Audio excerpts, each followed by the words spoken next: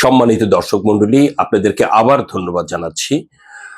বাংলাদেশের প্রধানমন্ত্রী তারেক রহমান বর্তমান বৈশ্বিক যুদ্ধাবস্থা এবং আন্তর্জাতিক প্রেক্ষাপটকে সামনে রেখে বাংলাদেশের সর্বক্ষেত্রে বিদ্যুৎ সাশ্রয়ের জন্য বেশ কিছু নির্দেশনা দিয়েছেন কিভাবে কম বিদ্যুৎ খরচ, যানবাহন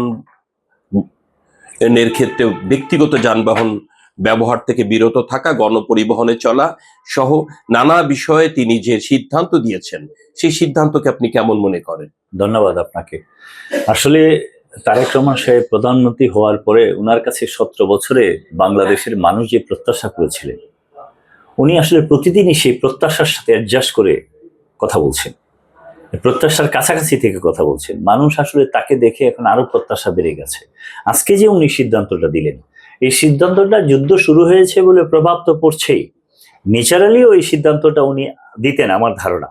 তারপরেও উনি এই সময় এই সিদ্ধান্তটা দিয়েছেন, কারণ এই সময় আমাদের খুব বাজে সিচুয়েশনের দিকে আমরা এগোচ্ছি। এই যুদ্ধে যদি আরো বাড়তে থাকে, অবশ্যই আমাদের অর্থনীতির উপরে, বিশেষ করে জ্বালানি খাত সহ সবকিছুর উপরে প্রভাব পড়বে।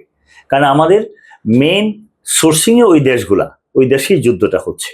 উনি সিদ্ধান্ত দিয়েছেন, উনি তার রুমে ঢুকেই 10টা লাইট ছিল, 5টা লাইট এক সাইডে অফ করে দিয়েছেন। উনি ঢুকেই তার এসিটাকে 25-এর মধ্যে নিয়ে আসছেন। উনি এই যে কাজটা, দুইটা এক্সাম্পল দেখালেন, এখানে যদি 1 কিলোওয়াট বিদ্যুৎ সেভ হয়, আর এটা দেখে যদি বাংলাদেশের অন্তত 10,000 লোক এটা সেভ করে, আপনি প্রচুর বিদ্যুৎ সেভ হবে। একটু একটু করেই তো বাঁচতে হবে। তা আমারও আপনার এই আমাদের প্রধানমন্ত্রীর সাথে একমত হয়ে তাকে সমর্থন করে তার এই কথাকে বাস্তবায়নের জন্য আমার সমস্ত মানুষদের এটা করা উচিত। আপনার দৈনিক সকালবেলা আপনাদের অফিসেও এই কাজটা করা উচিত, আমাদেরও ব্যক্তিগত এটা করা উচিত।